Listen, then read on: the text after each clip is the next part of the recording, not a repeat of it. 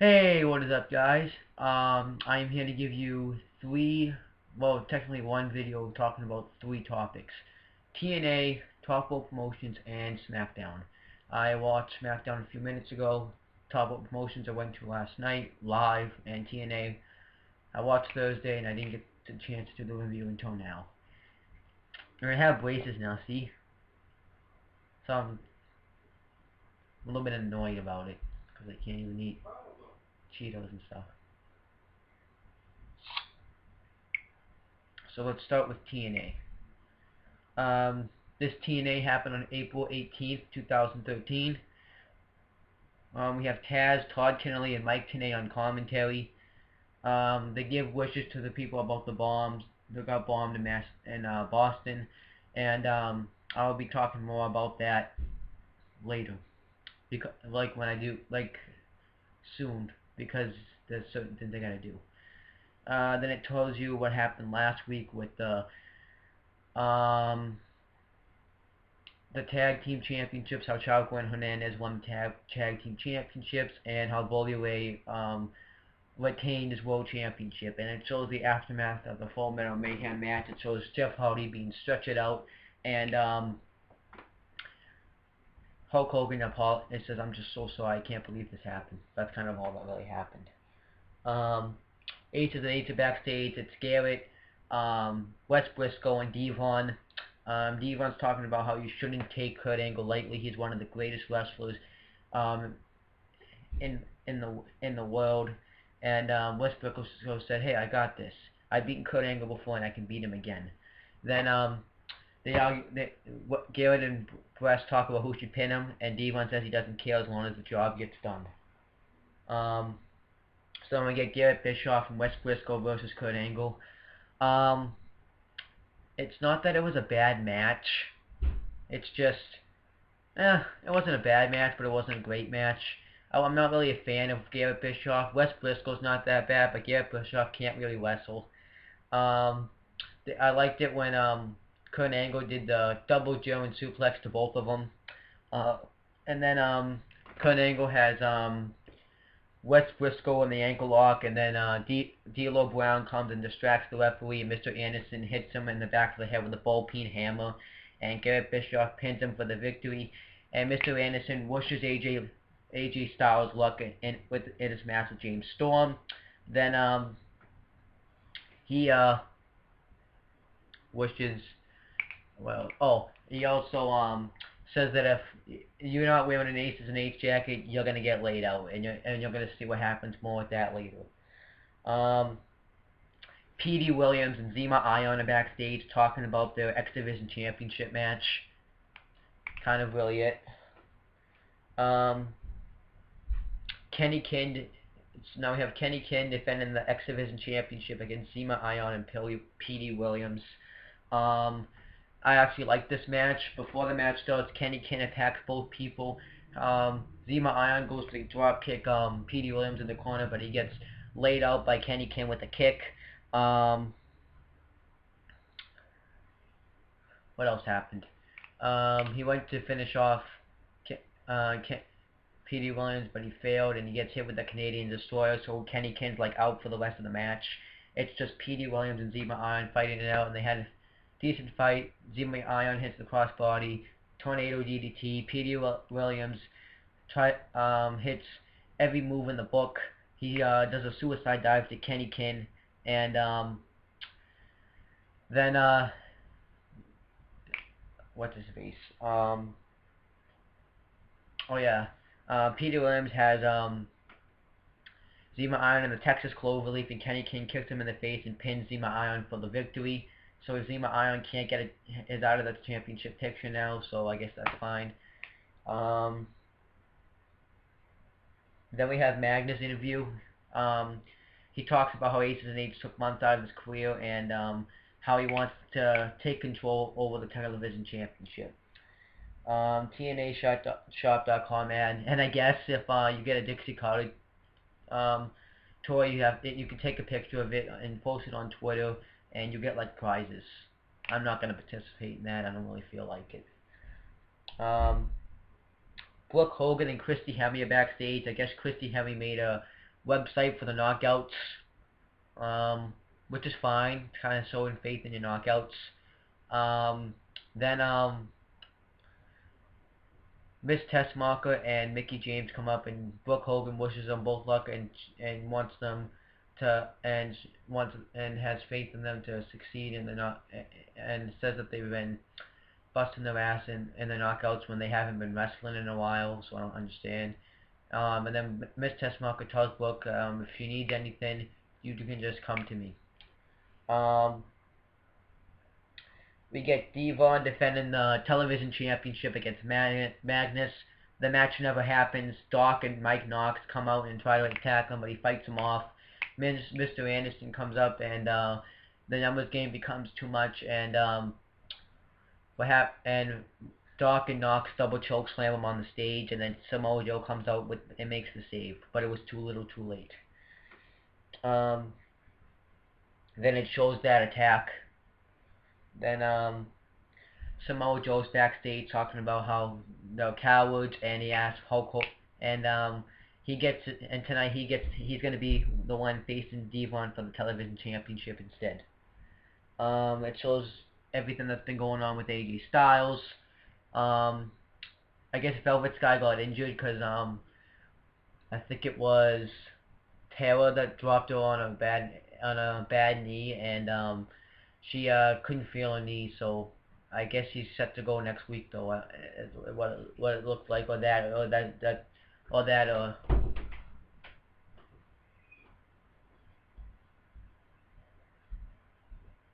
that?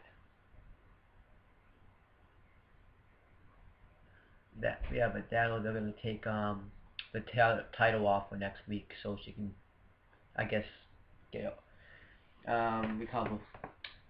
Then we get Miss Tessmacher versus Mickey James, and the winner becomes the #1 contender to the Knockouts Championship, and ODB's the referee again. This was kind of a weird match. One of the matches, it shows replays while the match is still going on, and one of the fans was touching Miss Tessmacher every time she came close to them. Then Mickey James wins, but I forget how she wins. I think she won by a roll-up. I barely remember this match, but I remember that it was good.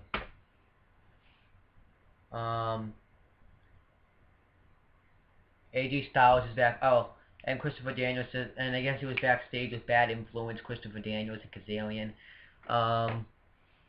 They talk about how they influenced him to make the decision, and that the boys are gonna, the three best friends are gonna be together till the end, and they sing like this weird song. Joseph Park's backstage, and he's talking to lawyers about the Brooke Hogan and Bully Ray marriage, and he's trying to help her. And Devon says he wanted to stay out of family's business. Bully Ray attacks him and says that this is just a threat. If you don't stay out of family business, we're gonna hurt you. They attack him in the bathroom and turn the shower on, and he ends up crying. I thought this was kind of funny. The TNA Knockouts website ad. Mickey James is backstage, and she's talking about how how she feels bad, like Velvet Sky got injured, but you gotta fight through injuries. And she talks about how she's been overlooked for too long, and she's finally gonna be able to show that she can win the championship. This kind of sounded like a heel promo. Maybe she's a heel now. I don't know. James Storm interview. He says that he tried to talk to AJ Styles, do the right thing, but now he's just gonna do the country thing and fight AJ Styles and kick his teeth down his throat. It shows Chavo Guerrero and Hernandez winning the tag team championships. We get a Bad Influence promo.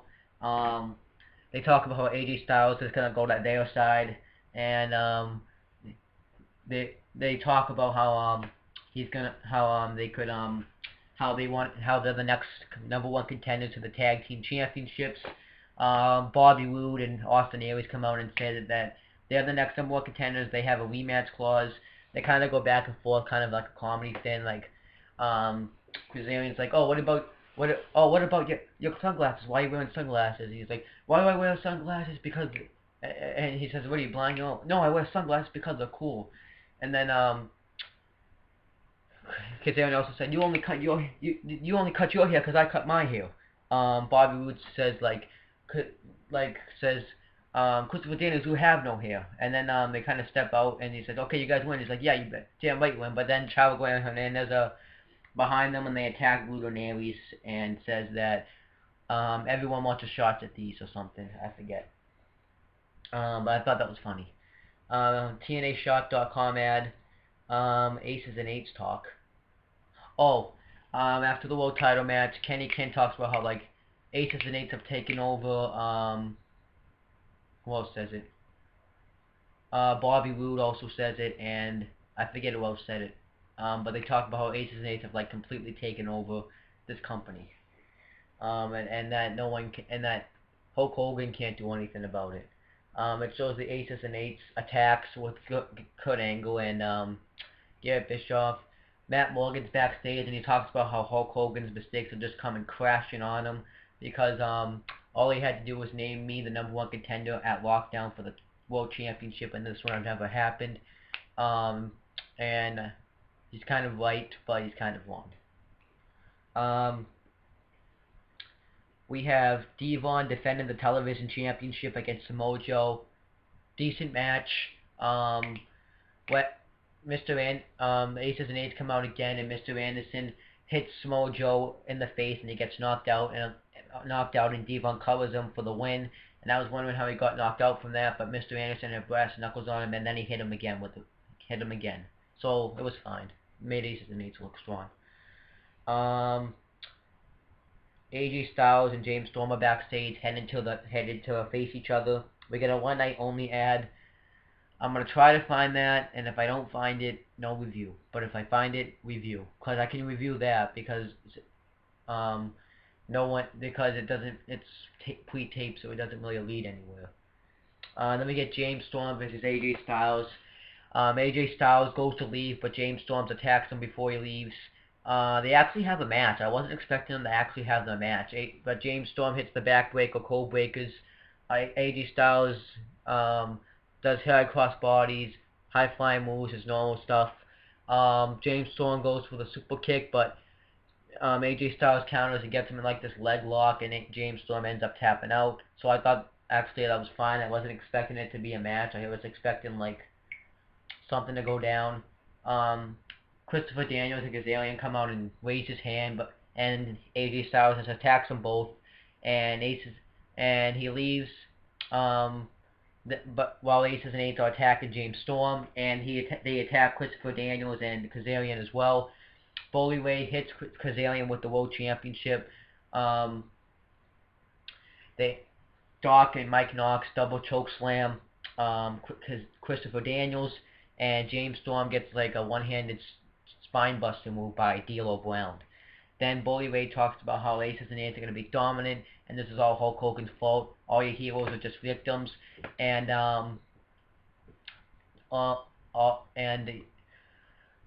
he wants to tell Hulk Hogan to his face next week. So I don't know what's gonna go down, but I will. But actually, I forgot to say this. Next week, though, we will have Velvet Sky is going to defend the Knockouts Championship against Mickie James, and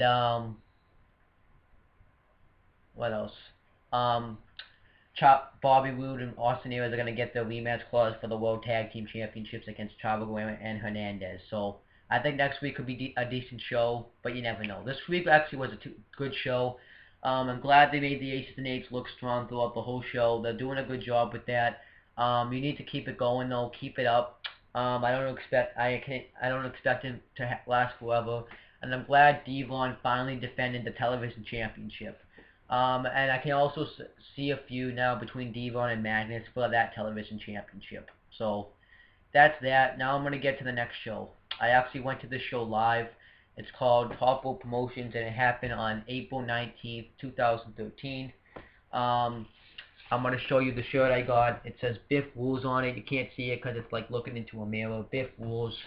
And I thought that was a nice shirt to get. I got other shirts too.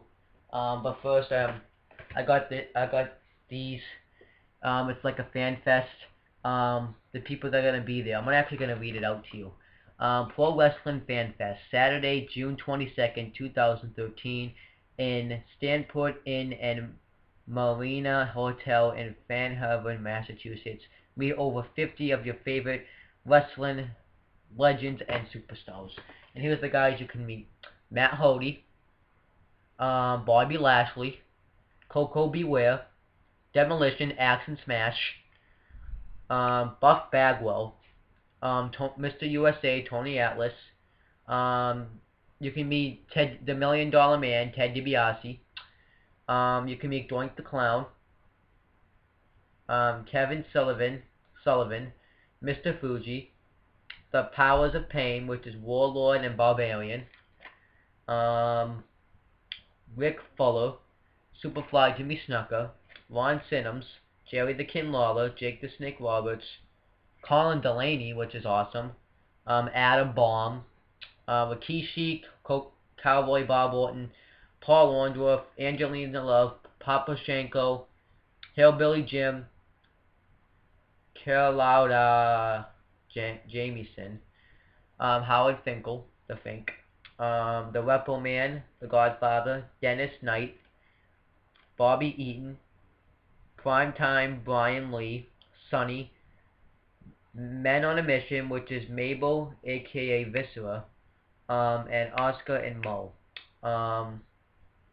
Little Ghetto, Hacksaw Jim Duncan, Kenny Dykstra, Bobby the Brain Heenan, Nikolai Volkov, Gangrel, The White Samu, The White Antonio Thomas, Boogie Woogie Man, Jimmy Valent, Headshrinker Samu, Ox Baker, John Cena's father. You can meet the Ladies Man, Gregory Edwards, and let me see, I just lost my place. And then Biff Biscuit,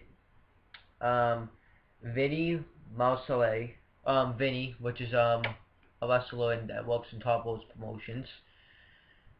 What else?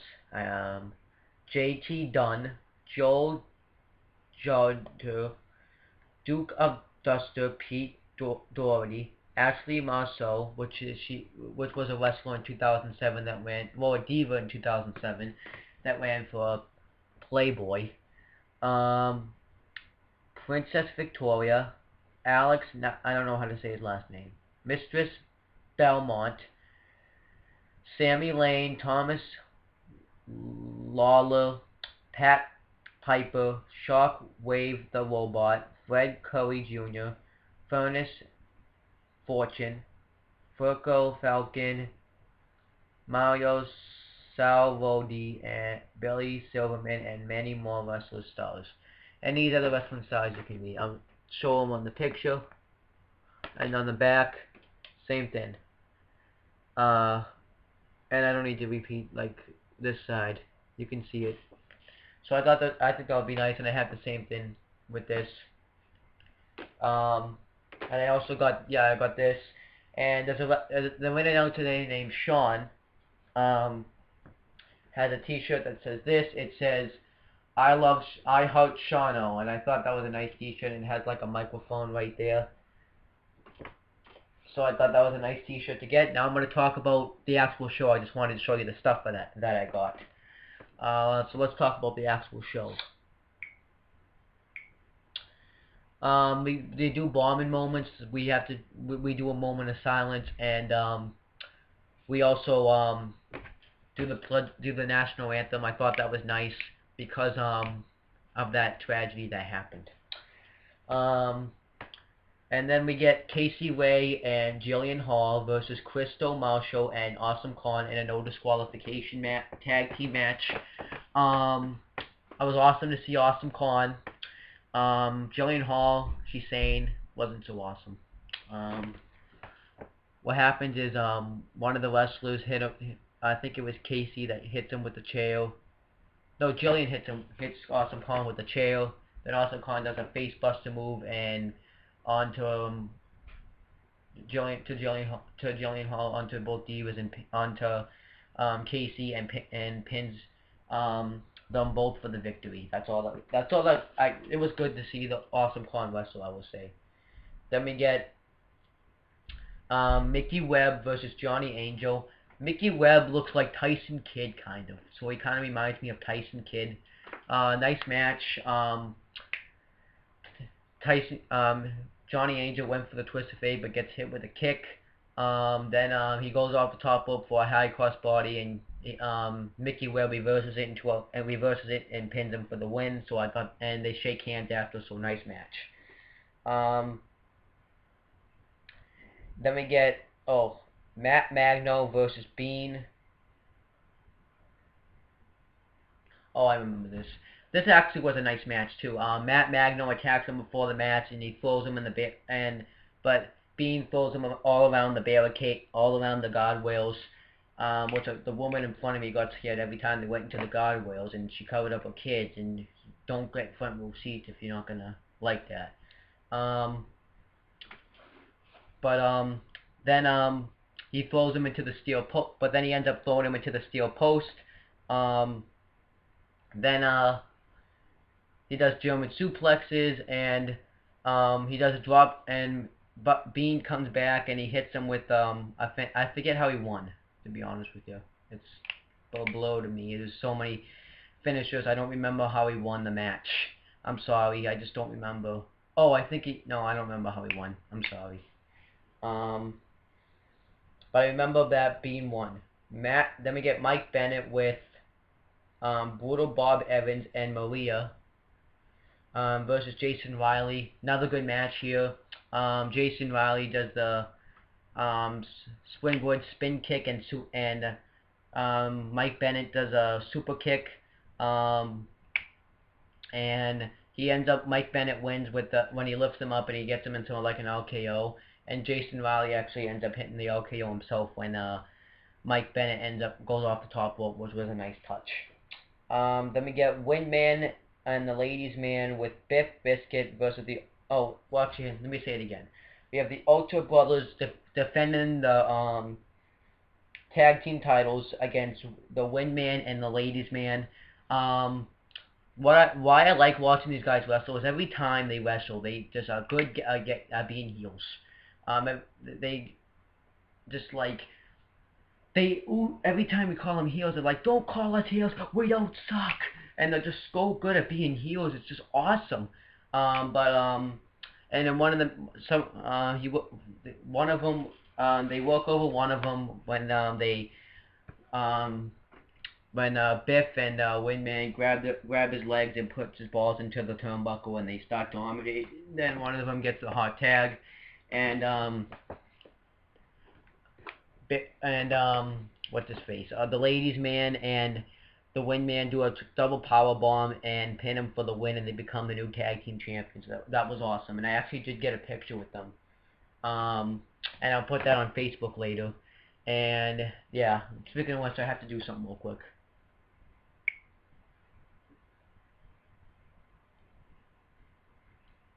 Gotta do something real quick.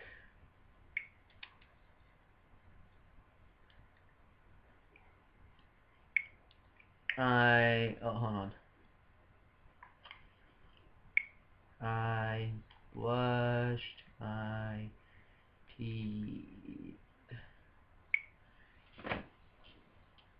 Okay, let's get back to what I was talking about. Oh yeah, but they're so good at being heels, and every time we boo them, they hate it when we boo them. We just want to boo them more. Then we get Matt Taven with Rachel versus Vinny, and his last name. Nice match. Vinny kicks the crap out of Matt Taven. Then Matt Taven does the same thing. Matt Taven and Vinny actually really worked well in this match. He does a springboard to the back of the head, and he does a super kick. Vinny does the high cross body. Then in one of the moments, Rachel gets up and does a hurricane into Vinny, and Matt Taven does a spark splash, but he pins him, but he still kicks out. Then Vinny goes to drop kick both of them, but he only drop kicks Rachel. Then Matt Taven leaves and says, no matter what happens, I'm still going to be the champion. You're still going to be the loser. So I'm assuming that they're just going to have another match the next time we go to the event. Then they give us news about the bombing, and one of them got captured. They didn't say who it was, and he was like in the boat. I forget what country, I forget where it was, but he was in the boat, and he ended up getting captured. So we got a big USA chant.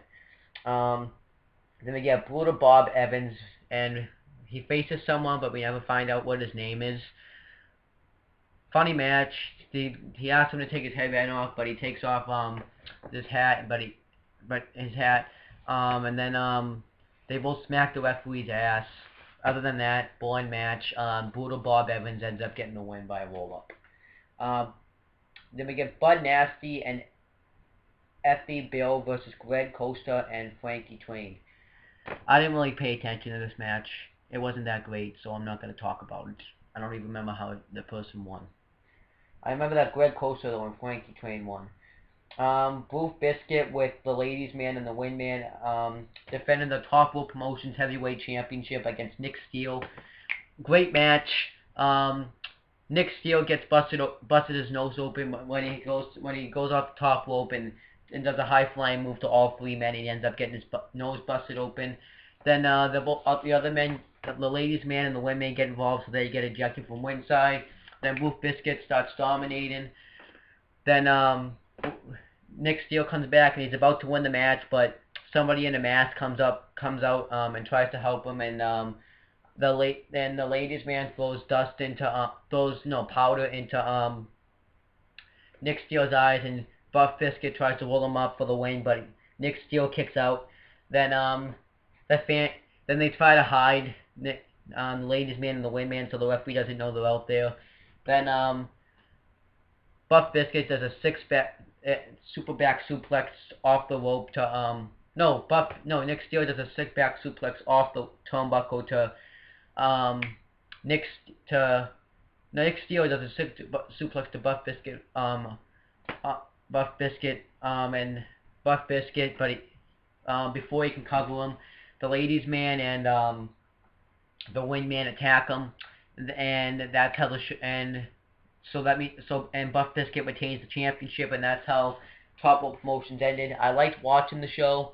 I think it's a nice show to watch.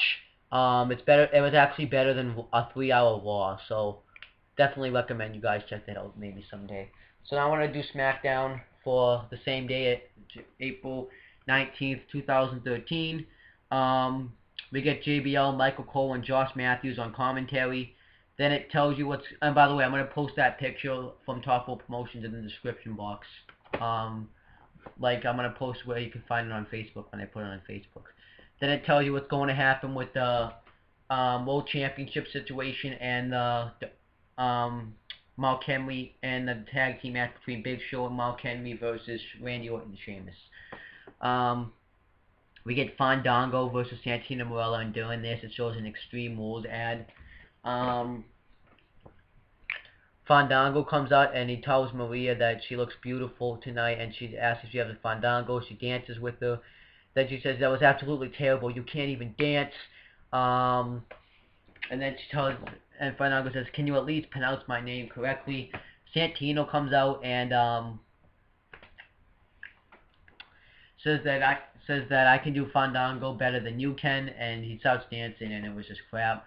Then we have the match. Fandango just kind of dominates him throughout the whole match. Then Santino goes for the Cobra, and Fandango hits a mic check on him for the win. Decent match. Not really, actually. You know Fandango was gonna win. No Chris Jericho again, though. I'm surprised he hasn't. I don't think that feud's over though, because they can't just randomly end that feud. So then Teddy Long and Booker T backstage, and Booker T's still pissed that Teddy Long made that match between Jack Swagger and Dolph Ziggler without consulting Booker T. So then now you're under his rules, so things are different.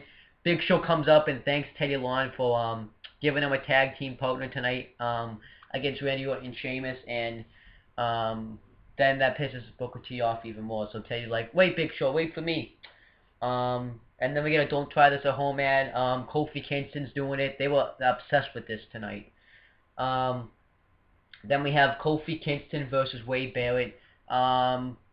Decent match. Wade Barrett I actually kind of liked it. Kofi Kingston kicks Barrett in the head, and he busts his nose up a bit, and then he goes off the top rope and does a springboard moonsault while he's on the ground. Kofi Kingston goes to go off the top rope, and Wade Barrett kicks him in the head, and he ends up falling down. Then Barrett dominates him by bouncing his head off the announce table. Kofi Kingston does come back though, and he does his comeback moves. Then Barrett drops Kingston like kind of like a innovative Samoan drop kind of way, not really, but what Kofi Kingston reverses it into a pinfall and gets the win. So I did like that match.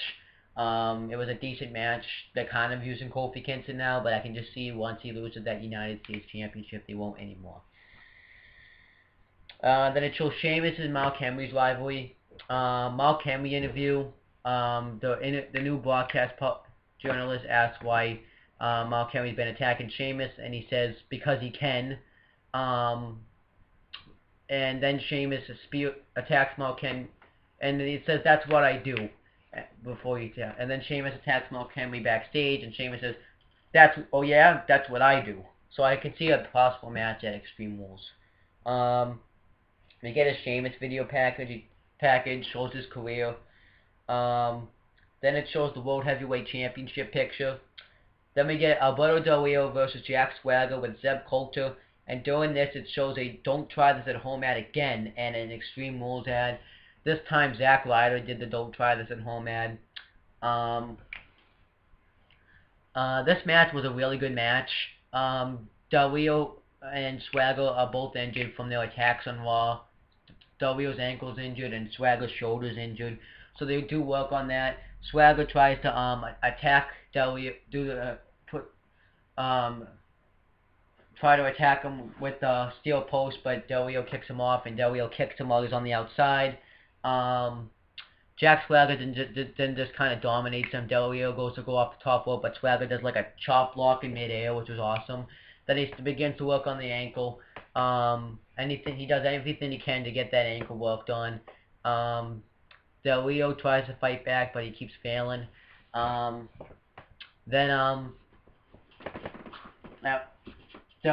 Rio ends up coming back when he does armbar over the top rope to Jack Swagger. Then he does his comeback. Then Jack Swagger ends up getting him in the ankle lock, but Del Rio gets to the ropes. And Swagger does a Swagger bomb, and then Del Rio tries to counter, but he fails. The second time he tries to counter, but he fails. Then Del Rio does gives him double knees to the arm.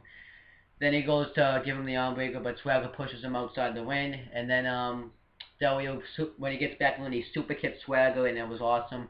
Swagger goes for the ankle lock again, but Del Rio counters and tries to do the armbar, and Swagger tries to pin him while he has it in, but Del Rio lets go and reverses it into a roll-up of his own, and ends up getting the win. So I like this match. I think this match was better than the WrestleMania match, and I really like this match. So nice match right here. And people are trashing this because now it makes Swagger look weak. It doesn't really make him look weak, because Del Rio's been kind of has been on the losing side. And I think they want to show, and I think they want to get him some wins. And Swagger did pin the world champion on Raw to get in this match. But no Dolph Ziggler tonight though. But I guess they didn't really need Dolph Ziggler. I don't know.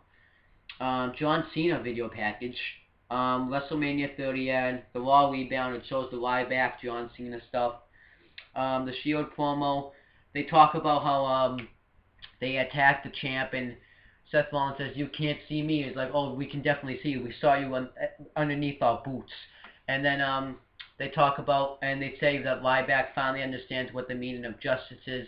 They talk about the Undertaker, and Ryback had the same look of Undertaker. Undertaker was afraid, and once Kane and his friend, which we talked about, Daniel Bryan, came out to make the save. And then they talk about, and then they say that Undertaker's was undefeated at WrestleMania, but we're undefeated in general, and that they're gonna finally take Undertaker's throne. So I thought that was nice. And then we get the Great Khali, Hornswoggle, and Natalya versus Primo, Epico, and Rosa Mendes. And during this, it shows a Don't Try This at Home ad. This time, Brodus Clay does it. Um, the match was started because Primo Epico and Rosaminez took the Great Khali, Hornswoggles, and Natalia's parking space, and Hornswoggle was driving too, so. But that was just kind of awkward. The Great Khali and Hornswoggle and Natalia ended up getting the women. The Great Khali does the Pooh Johnny Plant to I think Primo. Um, nothing much to add. That was all I really had to say. Then it shows CM Punk's promo from Raw, Extreme Rules ad. Then it shows something from the Vault, and it was the Berserker with Mr. Fuji versus Superfly Jimmy Snuka from July 1991. I put this down because it never does this, so I think this is going to be something that they're going to start to do. I kind of hope they do this because it kind of gives fans info about what happened in the past. This actually was a decent match. Mr. Fuji hits Superfly Jimmy Snuka in the back of the head with his cane, and then Superfly Jimmy Snuka goes for a clothesline, and I think he hits it, but he gets his throat gets hung up on the rope, and then the Berserker covers him for the win. So not a bad match, but I think they didn't want to put like a lawn match on there because it is a 2-hour show. So I think the match that they did put on there wasn't bad though. Then it shows Brock Lesnar attacks 3MB and his challenge to Triple H, and Triple H is going to be on Raw to respond to the challenge. Then we get Mark Henry and Big Show versus Randy Orton and Sheamus. During this, it shows Mark Henry's video package, and Dolph tries a home ad, and this time Dolph Ziggler does it. This match actually, normally I would say typical tag team match, but I actually did like this tag team match. I think Mark Henry and Big Show looked like a dominant force to be reckoned with when they were teaming up. Big Show spears Mark Henry. Mark Henry and Big Show really worked well when they spears Sheamus. I mean, Big Show spears Sheamus. Then at one point, Mark Henry was holding Sheamus, and Big Show hits him and punches him in the ribs.